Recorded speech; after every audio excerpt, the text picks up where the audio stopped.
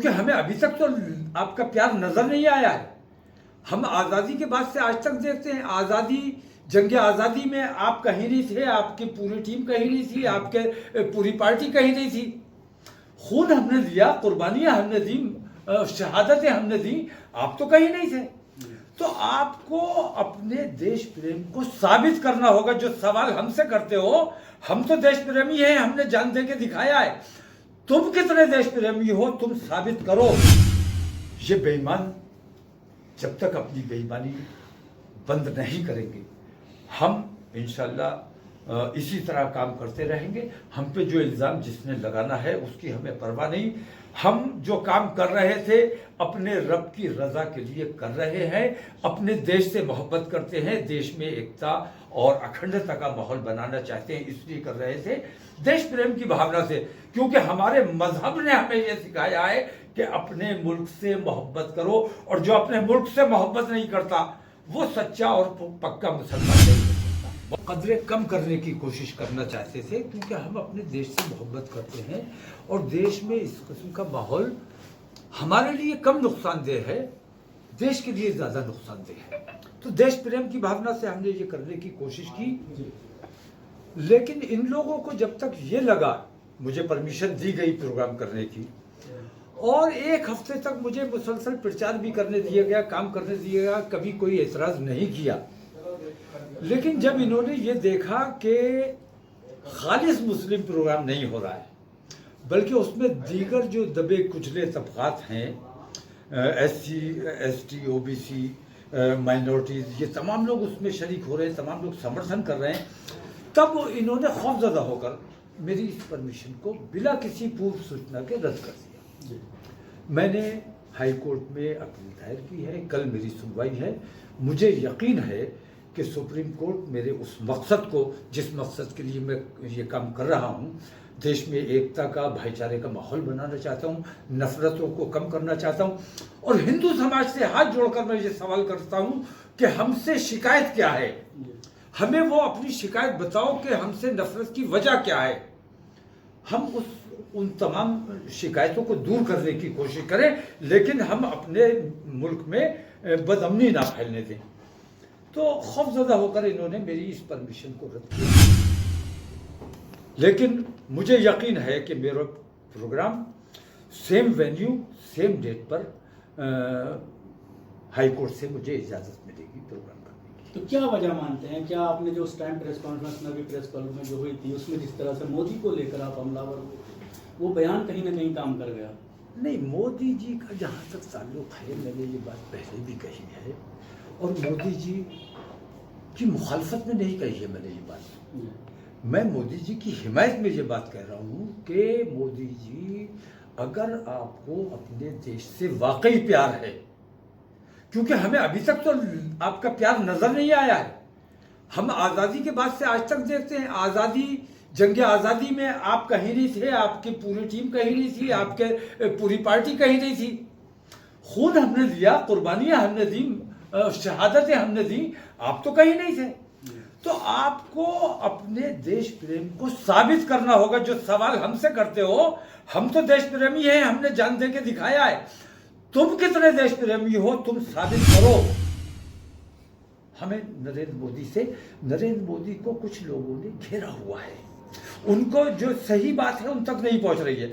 आपके चैनल के जरिए मैं ये चाहता हूं कि मेरी बात उन तक ये पहुंचे कि आपकी आने वाली तारीख में, आने वाले वक्त में जब मौर्रिख तारीख लिखेगा, तो आपको बिल्कुल धृतराष्ट्र की तरह पेश किया जाएगा, जैसे धृतराष्ट्र अंधा और गूंगा और बहरा बन के बैठा हुआ था। आप इन तमाम चीज़ों की मौजूदगी में एक पक्षीय काम कर रहे हैं। ये हमारे देश के लिए बेहद घातक है। तो अगर आप देश से प्यार करते हो तो विश्व हिंदू परिषद और बजरंग दल जैसे संगठनों पे वैसी ही पाबंदी लगाओ जैसी सीमी पर लगाई गई और जैसी PFI पर लगाई गई। देश प्रेम पर शक क्यों है आपको? वो तो कहते हैं मैं भारत माता का पूत हूँ। पूत और कपूत में कितना अंतर है? हमें कपूत बताया जाता है, हमें आतंकवादी बताया जाता है। मैं ये कहता हूँ, जैसे आपने देखा होगा कि इजराइल पर जो कुछ हुआ, तकरीबन 1.5 लाख इजराइल ने फिलिस्तीनियों को कत्ल कर डाला पिछले 10 साल में। बच्चों को, औरतों को टायर में आग लगा के गड्ढे में डाल के जिंदा जला दिया गया। वो तमाम चीजें नरेंद्र मोदी को नजर नहीं आई। उन्हें नजर आया हमास ने थोड़ा सा रिएक्शन दे दिया, और वो खबरें भी झूठी। CNN ने माफी मांगी, 40 बच्चे हमास ने मार डाले, खबर झूठी साबित हुई। CNN तक ने माफी मांगी कि वो फेक न्यूज थी। तो फेक न्यूज पर आप इतना बड़ा एक्शन लेते हो और उसकी हिमायत करते हो इजराइल की। 4 घंटे के अंदर आपने बयान जारी कर दिया, जबकि हिंदुस्तान की तारीख में आजादी के बाद से आज तक किसी प्रधानमंत्री, चाहे वो किसी दल का, किसी पार्टी का रहा हो, किसी प्रधानमंत्री ने आज तक इजराइल की हिमायत नहीं की, फिलिस्तीन की हिमायत की, क्योंकि उनके दिल में कहीं मानवता थी। इन्होंने 4 घंटे के अंदर फैसला लिया और उसकी हिमायत जारी की। मैं पूछता हूं, 6 महीने से ज्यादा हो गए मणिपुर को, आपको मणिपुर नजर क्यों नहीं आया? अंधे हो गए हो, बहरे हो गए हो, गूंगे हो गए हो, जबान नहीं खुलती है तुम्हारी। अगर तुम्हारे अंदर देश प्रेम है, मैं चाहता हूं नरेंद्र मोदी तुम मेरे देश के प्रधानमंत्री हो। मैं नहीं चाहता कि आने वाली नस्ल तुम्हें धृतराष्ट्र कहकर याद करे। मैं नरेंद्र मोदी की हमदर्दी की बात कर रहा हूं। लोगों को लगता है कि मैं नरेंद्र मोदी का मुखालिफ हूं। जो उन्हें सही बात बताए, अगर वो उन्हें दुश्मन लगता है तो इसका इलाज कोई बड़ी बात नहीं है। सवाल इस बात का है कि नरेंद्र मोदी ने 4 घंटे के अंदर इजराइल की हिमायत की। अगर इजराइल की हिमायत ना की होती तो इजराइल ने आगे बढ़ के जो हमले किए हैं, इन्होंने हिम्मत दी यहां से कि हम भी तुम्हारे साथ हैं। इजराइल ना करता अगर नरेंद्र मोदी ने हिमायत ना की होती।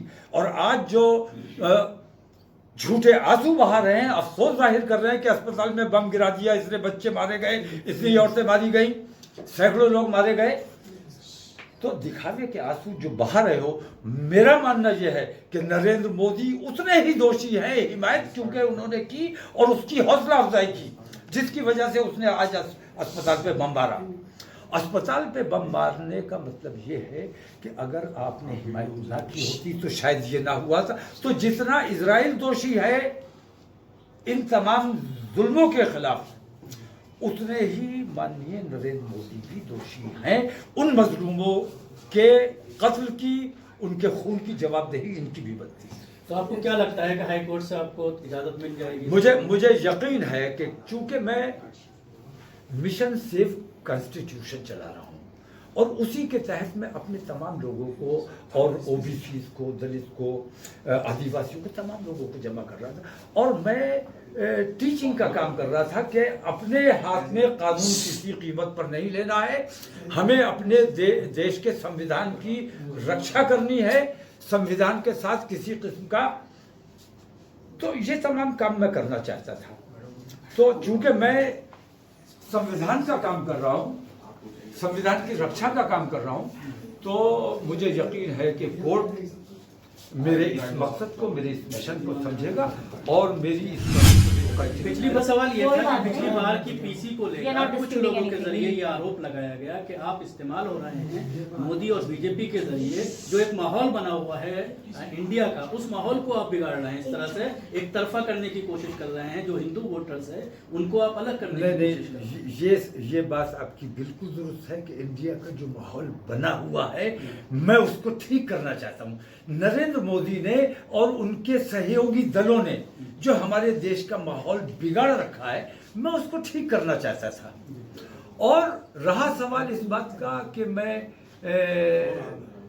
इनकी कहीं मदद कर रहा हूं, तो फोन दीजिए, मुझ पर आप ये कह सकते हो कि मुझे फाइनेंस किया गया भारतीय जनता पार्टी की तरफ से, मुझे फाइनेंस किया गया आरएसएस की तरफ से कि मुसलमानों की भीड़ जमा करो ताकि हम मुसलमानों का कत्लेआम कर सकें। लेकिन जब उन्होंने ये लगा, इसीलिए आरएसएस ने खुद परमिशन दिलाई, बीजेपी ने खुद परमिशन दी, फाइनेंस किया। मैं इसलिए अखराजात कहां से कर रहा था? बीजेपी ने तो दिए मुझे पैसे। बीजेपी इनकार करे कि उन्होंने नहीं दिए, वो अपनी सफाई दे। बेईमान और झूठ के पैर ज्यादा टिकते नहीं है। तो जो मैं माहौल बनाना चाहता था वो इनके लिए कहीं खतरा महसूस हुआ, इन्हें इनके मिशन को ऐसा लगा कि इनका मिशन को नुकसान होगा, तब इन्होंने मेरे ऊपर पाबंदी लगाई है। ये बेईमान जब तक अपनी बेईमानी बंद नहीं करेंगे, हम इंशाल्लाह इसी तरह काम करते रहेंगे। हम पे जो इल्ज़ाम जिसने लगाना है उसकी हमें परवाह नहीं। हम जो काम कर रहे थे अपने रब की रज़ा के लिए कर रहे हैं, अपने देश से मोहब्बत करते हैं, देश में एकता और अखंडता का माहौल बनाना चाहते हैं, इसलिए कर रहे थे देश प्रेम की भावना से, क्योंकि हमारे मजहब ने हमें यह सिखाया है कि अपने मुल्क से मोहब्बत करो, और जो अपने मुल्क से मोहब्बत नहीं करता वो सच्चा और पक्का मुसलमान नहीं हो सकता।